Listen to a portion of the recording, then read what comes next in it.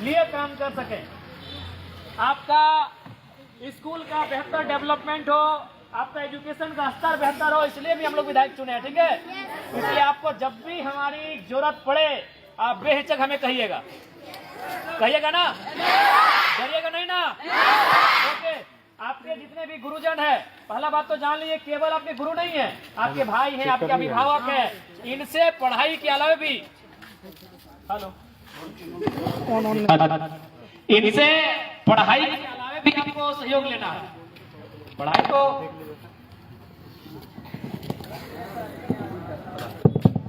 Hello इनसे आपको पढ़ाई के अलावा भी सहयोग लेना है, ये कभी पीछे नहीं हटेंगे। सपोज मान के चलिए आपके पास कलम नहीं है, आप स्कूल आ गए हैं, तो क्या अगर सर से आप कहेंगे कि सर एक कलम नहीं है, तो क्या आपको 5 रुपए नहीं देंगे?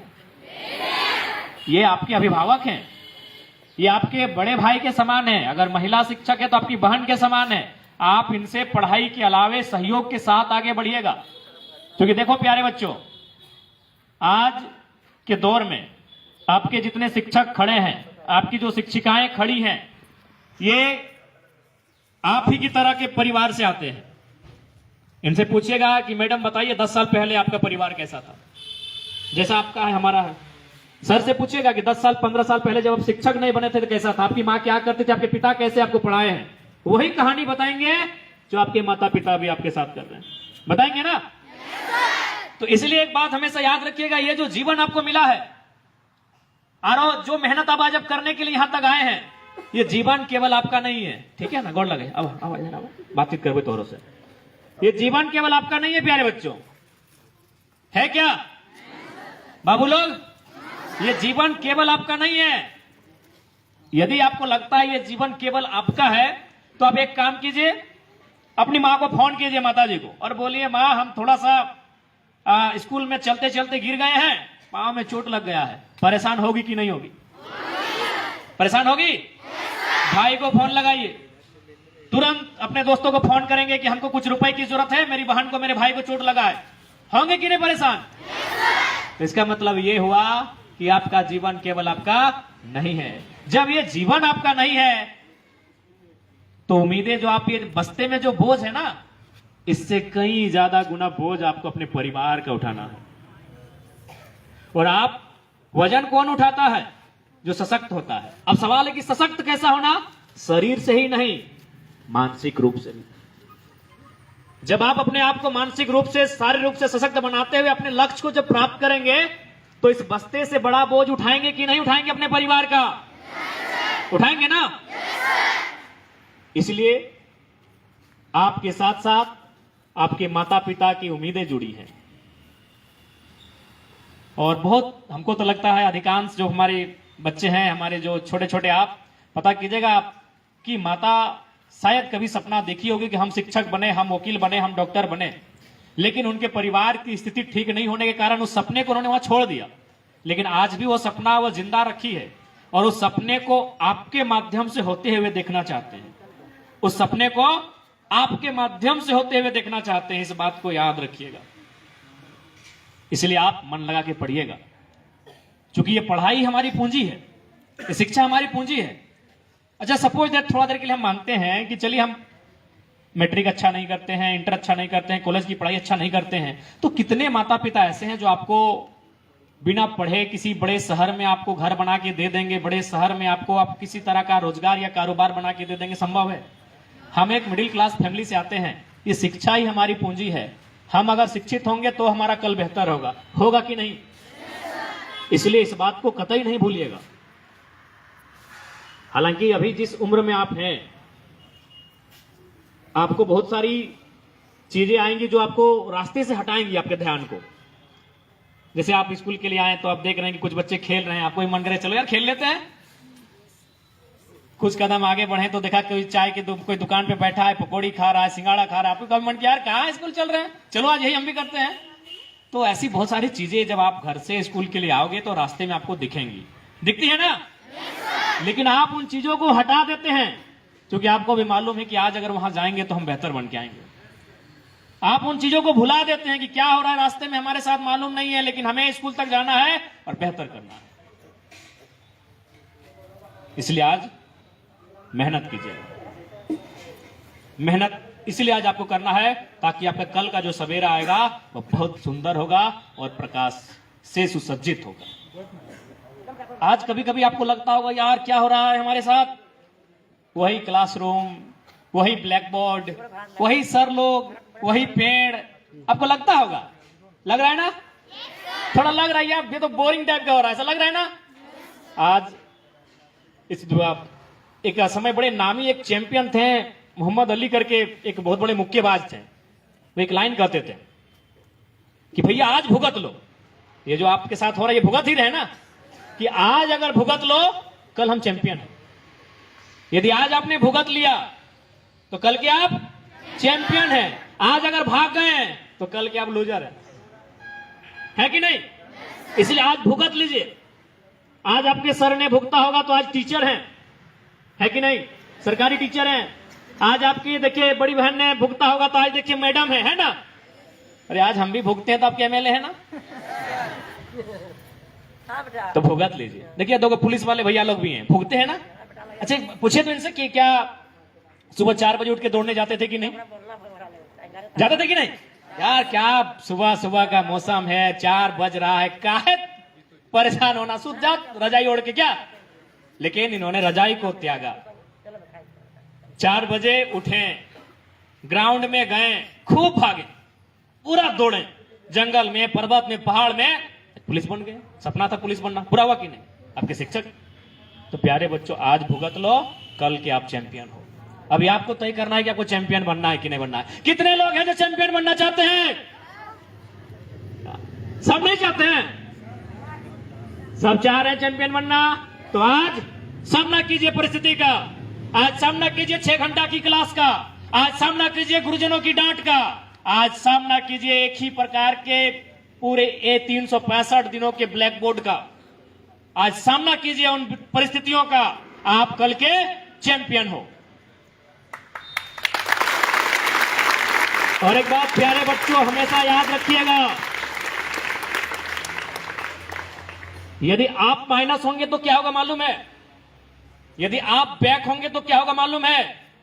आपका परिवार 20 साल 25 साल बैक होगा ना? क्योंकि नया जनरेशन कब आएगा?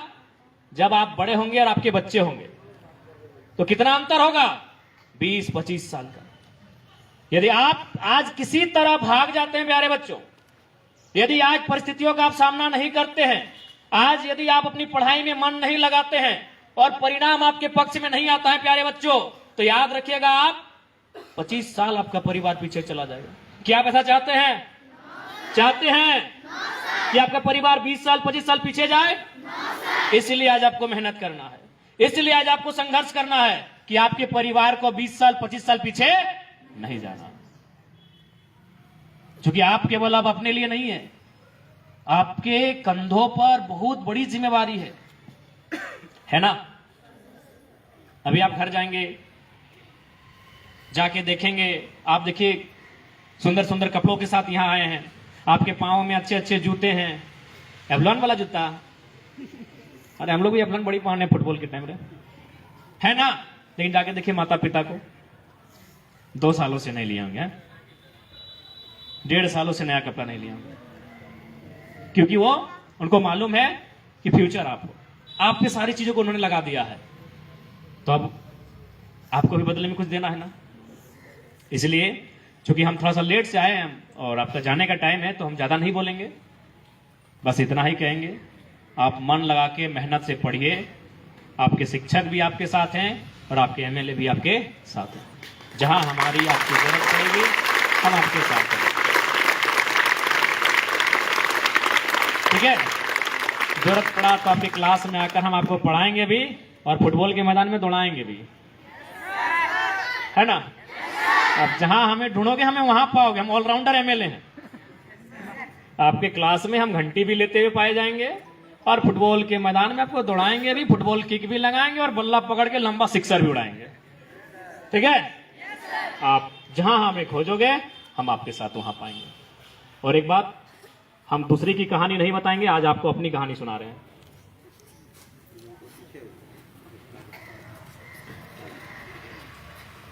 आप हमें तो जानते हैं, लेकिन हम कैसे परिवार से आते हैं क्या जानते हैं? बिल्कुल आपके जैसे, कोई ज्यादा अलग नहीं है क्या? देखो ना, ऐसे पहले कहीं भी देखिए एमएलए जाते हैं तो टेनिस पहनते हैं, ऊपर से वो बंडी ना, बंडी कोट क्या बोलते हैं, लेकिन हम टी शर्ट में आए। हमारा परिवार भी आपकी तरह है बच्चों। हमारी भी दादी, चूंकि अब तो धान कटने लगा है, जब धान कटा नहीं था तो घास था, घास काट के लाती थी, बकरियों को खिलाती थी। हालांकि अभी हमारी माँ बीमार रहती है, लेकिन जब बीमार नहीं थी तो बारी से जो साग सब्जियां आती है उन्हें लेकर, तो चाची में घटिया लगता है, उसका बुधनी हटिया नाम है, वहां बेचने के लिए जाती थी। आज भी हमारा घर मिट्टी का घरौंदा है, मिट्टी का घर है हमारा। एक आवास मिला है जिसको इंदिरा आवास बोलते थे, अब तो प्रधानमंत्री आवास उसका नाम हो गया है।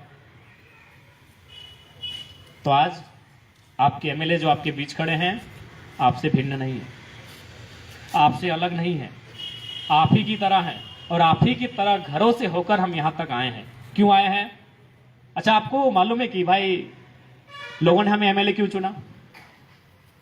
इसलिए नहीं चुना कि हम यंग हैं, 29 ईयर के हैं, हम दौड़ सकते हैं, अच्छा बोल लेते हैं। खैर अच्छा तो दिखते नहीं है। हमें इसलिए चुना कि हम पढ़े लिखे हैं। हम खुद अभी पीएचडी की पढ़ाई कर रहे हैं। लोगों को लगा कि ये बंदा, ये लड़का अगर जाएगा तो सदन में जब बात करेगा तो लोग सुनेंगे। लोगों ने हमें क्यों चुना एमएलए के रूप में? पढ़े लिखे हैं। पहली प्राथमिकता यही थी।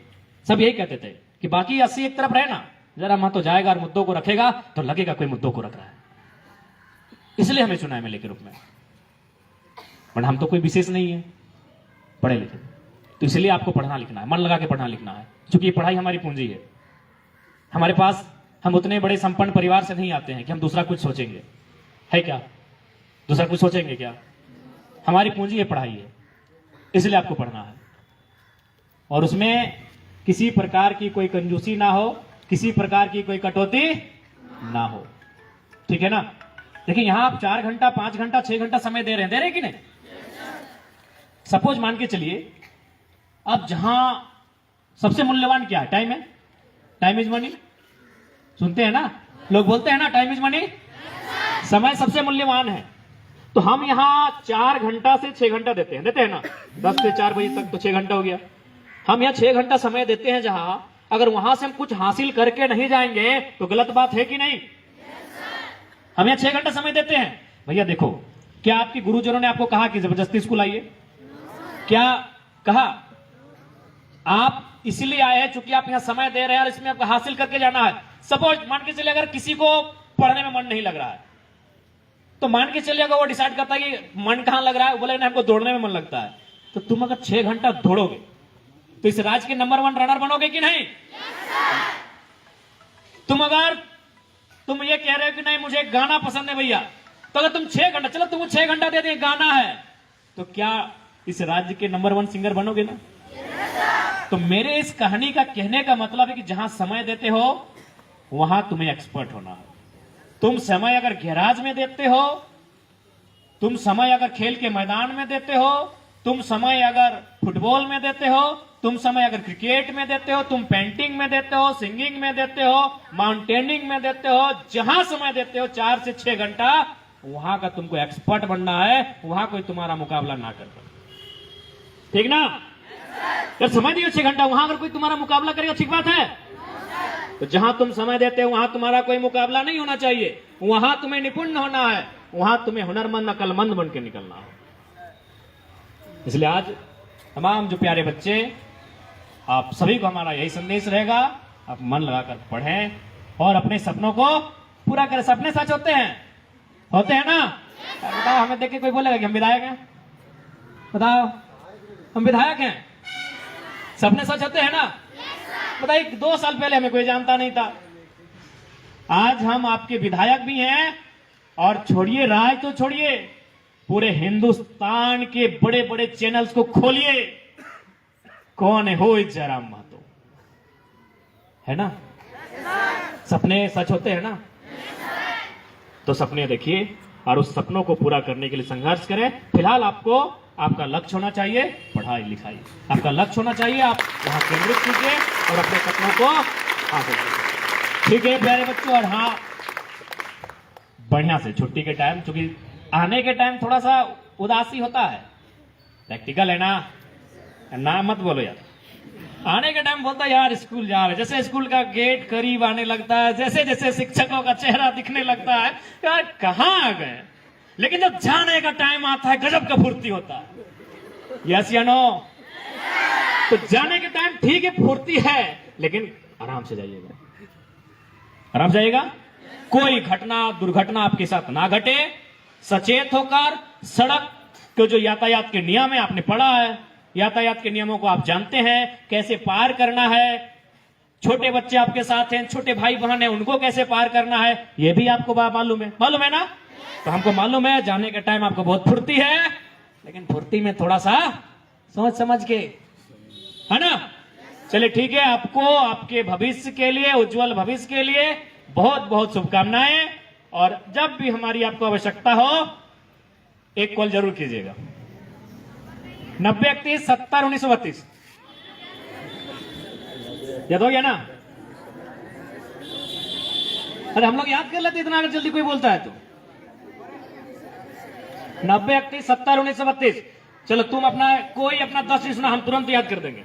चलो तुम एक बार अपना मोबाइल नंबर सुना, हम तुरंत रिपीट कर रहे हैं, दो करके। कोई भी नंबर सुना? हाँ, तुम्हारा मोबाइल नंबर क्या है सुना? हाँ, 8340 181247 याद हो गया।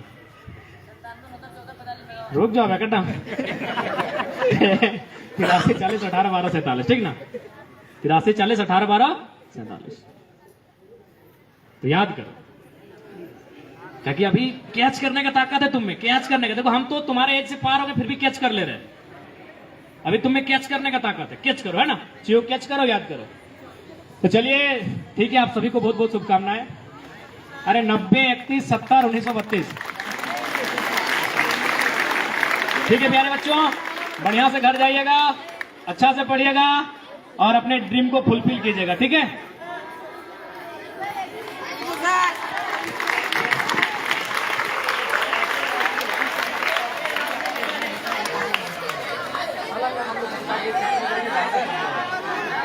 क्या हुआ